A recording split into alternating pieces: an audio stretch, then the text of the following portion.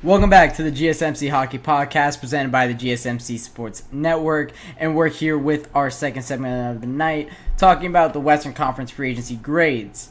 Before we get into that, however, if you would like to support the GSMC Sports Network in more ways than you already do, use the tips and donations link at the GSMCpodcast.net. It goes a long way to support all the creators here at the GSMC Sports Network, and it is much appreciated. With that being said, we're going to get into this next segment talking about our Western Conference draft grades. I gave the Ducks a C because what did they do? They signed Beckett Seneca to an entry-level deal. Besides that, nothing. C. I mean, they didn't do bad. They didn't lose anybody big, but they didn't gain anybody. So, I mean, Carson Meyer is not going to change a team. I say that as he went to Ohio State. He's from Dublin, Ohio, which is like 15 minutes from where I grew up. So, I'm not like actually against Carson Meyer, but I don't think he's really enough to move the needle for the Ducks. Next up, the Calgary Flames. They got a C as well. It's a little bit different why I gave the Flames a C. This team's going to lose a lot of games next year. It's just how it's going to be. But they tried a little bit in free agency here. Like they re-signed Yegor Sharangovich to a 5 by 5.75, which is a little hefty for him, but hey, that's not too bad. Jake Bean to a 2 by 1.75, which is a win now player in my mind. Ryan Lundberg, who is a win now player. Anthony Mantha, who is a win now player. But they're not a win now team. Like, this team just needs to go into rebuild. It's like the Capitals, but the Capitals actually kept going all in and like made 5 more deals after the all in deal. The Flames just got a bunch of bottom 6 guys that don't really, like, Anthony Mantha doesn't move the needle for any team. Jake Bean doesn't move the needle for any team. Ryan Lundberg does not move the needle for any team, and that's just what it is, right? So next up, the Chicago Blackhawks. Wow, I sounded so Midwestern there. I gave them an A minus. TJ Brody is a good deal. Alec Martinez is a good player, but a 1 by 4 is a little hefty. Craig Smith, a 1 by 1 is pretty good. Pat Maroon, 1 by 1.3, pretty good. Brossois, 2 by 6.6 is pretty good. Teuvo Teravainen, you guys know how much I love Teuvo Teravainen. I think he's fantastic. A 3 by 5.4. Teuvo Teravainen making less than Sharangovich on AAV, I think is crazy. Tyler Bertuzzi is a good deal. This team's building around Connor Bedard, and they're going to be a lot more serious than people are giving them credit for next season. They're not going to... I don't think they're going to be in the playoffs, but they will be in a race for a wild card spot, and I won't be shocked if they are, especially because I expect Connor Bedard to really progress next season. He could be a 40-goal scorer next year, and I wouldn't be too shocked. Next up, the Colorado Avalanche. It's a C minus. The team's... they don't add anybody, right? Like, Eric Brandstrom's like the most that they added here. You're a team that's trying to contend for Stanley Cups right now, and all you really do in an offseason is get Eric Brandstrom. I don't know. I don't like it, especially because they're losing Valerie Nichushkin for at least a really good chunk of next season. We still don't know about Gabriel Landeskog. This team could still be bad next season. I think they also lost Devin Tays, if I'm not mistaken, and I'm pretty sure I am right by saying that, which is a huge loss, and they don't really replace him. So that's gonna be rough for the Colorado Avalanche. I think that they're gonna get worse next season, but we'll see how worse. Next up, the Dallas Stars. I give them a B because I do like Matt. I think that they got Matt Duchene to a good contract.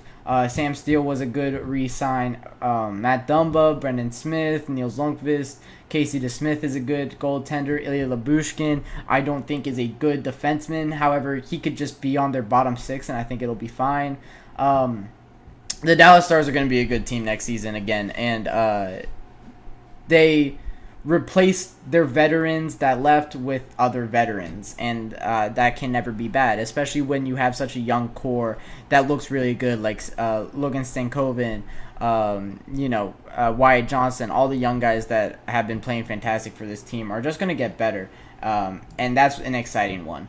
In the Dallas Stars. Next up, the Edmonton Oilers. I give them an A+, because everybody that they got no matter how, you know,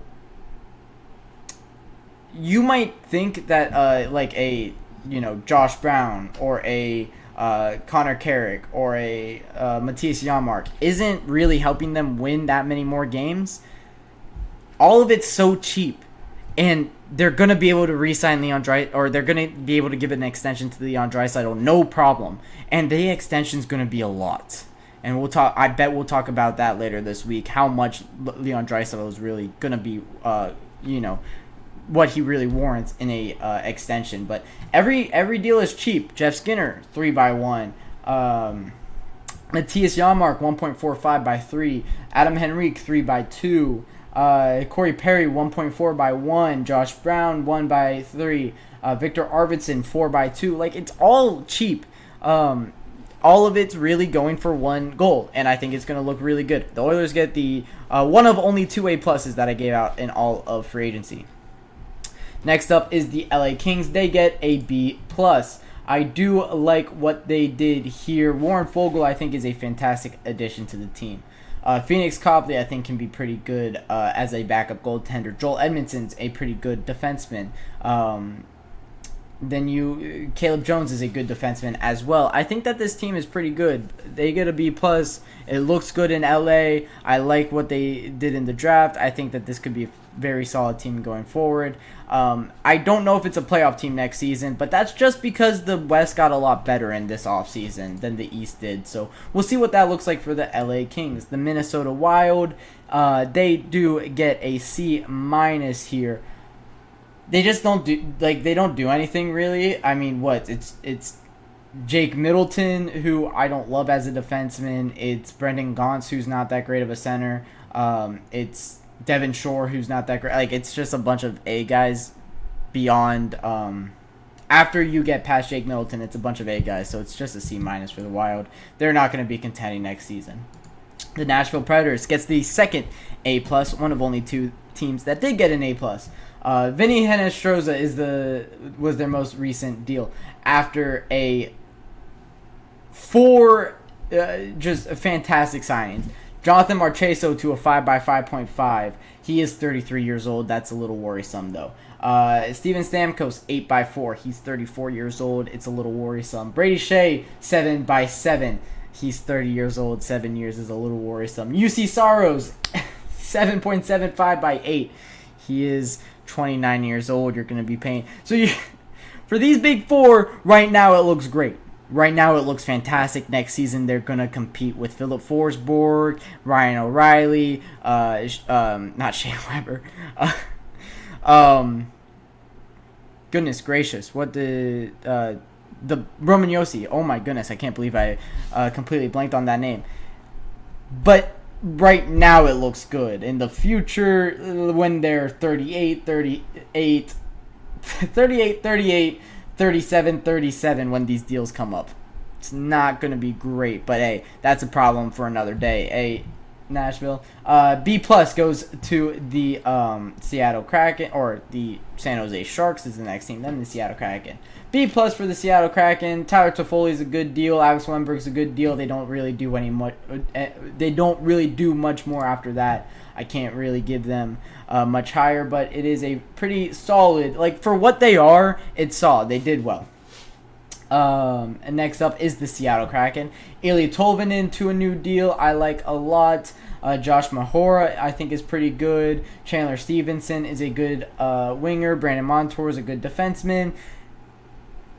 It's a C- because I don't like the direction that they're going in. Right? Like, I think last season was very telling to what they were. The previous year was kind of a fluke.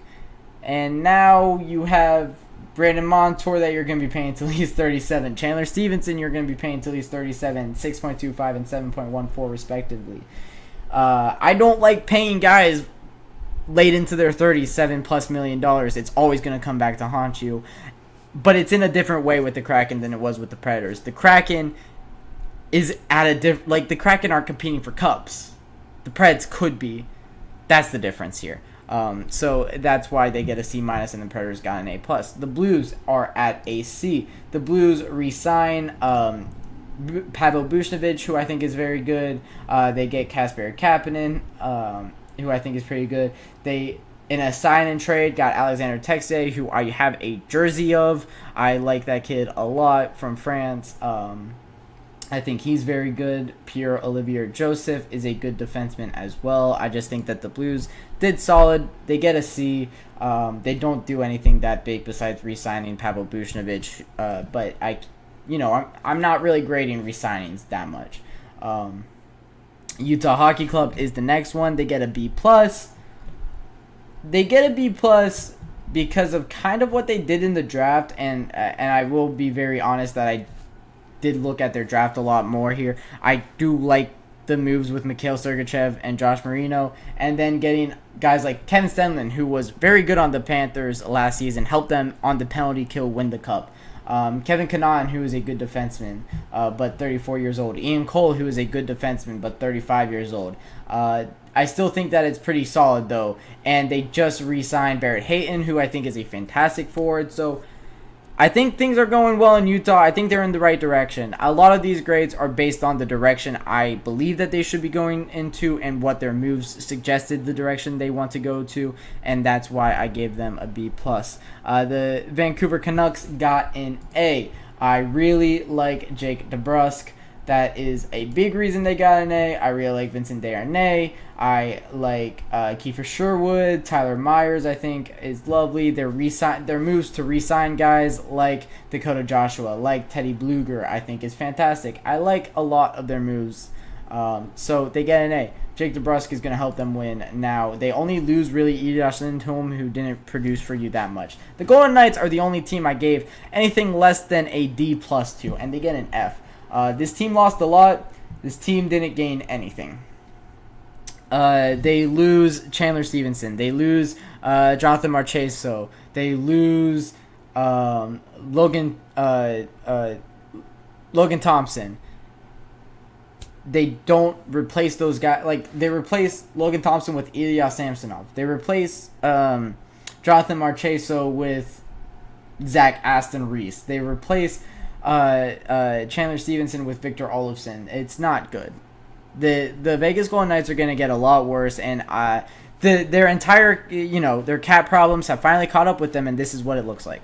So that'll wrap it up for our Western Conference free agency grades. When I come back for my second segment of the night, we'll be talking about the Oilers acquiring Matthew Savoie via a trade with the Buffalo Sabres.